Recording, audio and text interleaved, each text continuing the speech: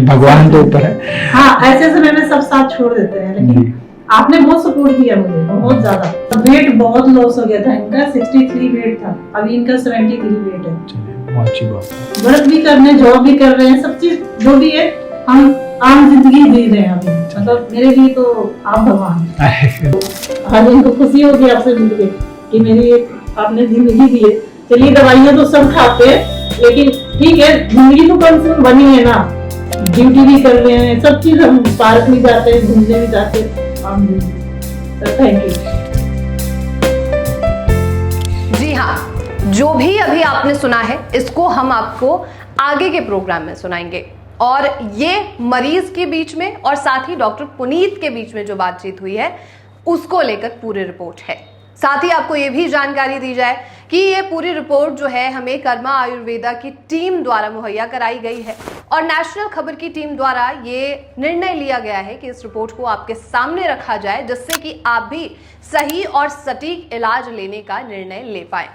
अब हम आपको वो रिपोर्ट के बारे में बताते हैं कि आखिर इलाज लेने के बाद मरीज को कितना ज्यादा रिजल्ट मिला है, उसका क्रिएटिनिन कितना आया है, पहले कितना था, उसने कहां कहां इलाज लिया था, ये सारी चीजें हम आपको बताएंगे।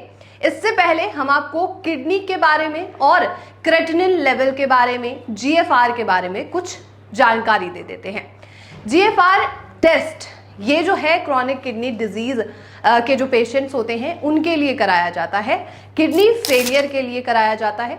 और किडनी फेलियर का कारण क्रिएटिनिन का बढ़ना हो सकता है और जीएफआर का घटना हो सकता है। अब आप सोच रहे होंगे कि ये जीएफआर क्या है। जीएफआर यानी कि ग्लोमेरुलर फिल्ट्रेशन रेट, ये बताता है कि आपकी किडनी वेस्ट प्रोडक्ट को कितना प्रतिशत फिल्टर कर रही है। आमतौर पर किडनी की स्थिति को जानने के लिए जीएफआर टेस्ट भी कराया जाता है। इसके बाद आपकी दवाइयां चलती हैं और फिर ट्रांसप्लांट जैसी चीजें सामने आने लगती हैं। लेकिन बढ़ते क्रिएटिनिन को रोक पाना आसान बात नहीं है। आज हम आपको एक ऐसे ही मरीज के बारे में बताने जा रहे हैं जिनका क्रिएटिनिन लेवल 2.8 था और 1.8 तक इलाज लेने के बाद पहुंचा। उन्होंने कर्मा आयुर्वेदा से इलाज लिया और जो भी प्रोटोकॉल्स थे वो सभी फॉलो किया। उसके बाद उनका क्रिएटिनिन लेवल क्या आया है, क्या प्रोटोकॉल्स उन्होंने फॉलो किए हैं, वो कहाँ इलाज ले चुके थे, ये सारी चीजें आगे के प्रोग्राम में हम आपको सुनवाते हैं।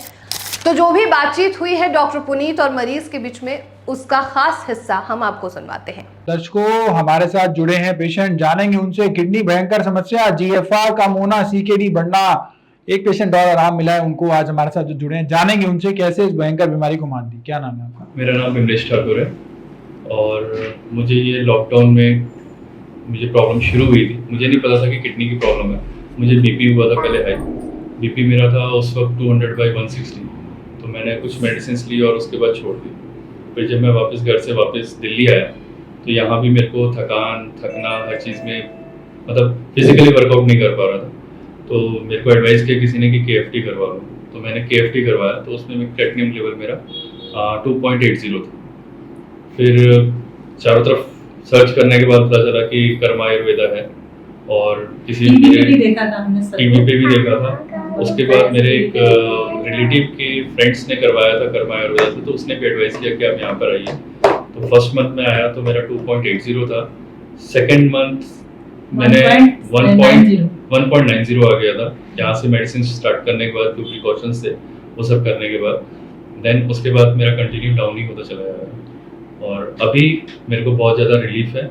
हाँ, थोड़ा सा बॉडी उतना वर्कआउट नहीं कर पाती है जितना पहले था, बट धीरे धीरे वो भी रिकवर हो गया। चलिए, बहुत अच्छे रिजल्ट्स आप बता रहे हैं विमलेश जी, और अच्छा लगा सुन के कि 2.8 यानी कि काफ़ी ज़्यादा क्रिएटिनिन बढ़ गया और जीएफआर कम हो गया और बढ़ता चला जाता है, जिनसे प्रोग्रेसिव डिजीज। यस सर, और प्रोटीन की वजह से या वेट बहुत लॉस हो गया था इनका, 63 वेट था, अभी इनका 73 वेट है। चलिए, बहुत अच्छी बात है। और सब चीज योगा जो भी आपने एडवाइस किया सब चीज हमने किया और वर्क भी करने, जॉब भी कर रहे हैं, सब चीज जो भी है हम आम जिंदगी जी रहे हैं अभी। मतलब मेरे लिए तो आप भगवान। भगवान तो ऊपर है। हाँ, ऐसे समय में सब साथ छोड़ देते हैं, लेकिन आपने बहुत सपोर्ट किया मुझे, बहुत ज्यादा। मेरे पास पैसे भी बहुत दिक्कत थी, बहुत प्रॉब्लम थी, लेकिन आपने जैसे जैसे रास्ता दिखाया वैसे वैसे ये हिम्मत हार गए थे। जब हम फर्स्ट टाइम यहाँ आए थे ना तो ओपीडी में ये रोने लगे थे, मेरे पास पैसा नहीं है, मैं इलाज नहीं करवाऊंगा। मैंने बोला सब हो जाएगा। सर का मैंने वीडियो देखा है टीवी में, बहुत अच्छे हैं। मतलब आज मैं फर्स्ट टाइम आपसे मिल रही हूँ, लेकिन मैं टीवी में हमेशा आपको देखती थी, हमेशा। और मेरे भरोसे इन्होंने इलाज करवाया और आपके भरोसे मैं यहाँ पर आई थी। और आज ऐसा है कि टच में मेरे हस्बैंड सब चीज है और इनके अलावा मेरे लिए कोई नहीं है, और आपके अलावा मेरे लिए यहाँ कोई नहीं, भगवान नहीं है सर। मैं भगवान से ज्यादा आपको मानती हूँ। नहीं, भगवान ऊपर वाला है। बहुत सर हस्बैंड नहीं होना तो आपको पता है ना, मेरे दो छोटे छोटे बच्चे हैं और मेरी लड़की है जो पापा से बहुत प्यार करती है। आज उनका बर्थडे है। अरे क्या उनका बर्थडे है, मैंने आपसे मिलने के लिए हम आ रहा है कि नहीं सर से मिलना है। इनका ख्वाहिश था कि सर से मिलना है। मुझे एक अपनी आम जिंदगी के बारे में सर से देखना है, तो आज इनको खुशी होगी आपसे मिलके कि मेरी एक आपने जिंदगी दी है। चलिए दवाइयां तो सब खाते हैं, लेकिन ठीक है जिंदगी तो कम से कम बनी है ना। पूरी फैमिली बोलती है सब ऐसे ही है, कहीं इलाज करवा लो 15,000 20,000, नहीं ऐसे कोई मायने नहीं रखता। पैसा फेंकने से कोई मायने नहीं रखता। मेन है कि सब चीज कर रहे हैं, बेड पे तो नहीं है ना, ड्यूटी भी कर रहे हैं, सब चीज। हम पार्क में जाते हैं, घूमने भी जाते हैं, आम जिंदगी। Sir thank you. बहुत अच्छे आपको चेंजेस आए हैं और मैं वो समझ पा रहा हूँ कि किस प्रकार से आप कंडीशन से जूझ रहे थे। मास्क उतार लीजिए। किस प्रकार की कंडीशन से जूझ रहे थे वो मैं समझ सकता हूँ। और भयंकर बीमारी होती है तो पूरा परिवार जो है वो एक प्रकार से वो हिल जाता है और उस समय कुछ सामने समझ भी नहीं आता कि किस प्रकार इस बीमारी को सामना करें, किस प्रकार इस बीमारी को मात दें। तो मैं आपकी मनोस्थिति समझ सकता हूँ कि आप किस स्थिति में होंगे और क्या उस समय आप पे बीत रही होगी जब ये कंडीशन आती है सामने। आपने हिम्मत बनाए रखी, ये बहुत बड़ी बात है, और आपने हार नहीं मानी, ये एक बहुत सराहनीय आपकी वो है। सर आपको देख के ऐसा मुझे फील होता था। मैं अभी हिम्स भी गई थी, मुझे वहाँ कुछ ऐसा ही लगा दूर से कि नहीं यहाँ कुछ नहीं हो सकता।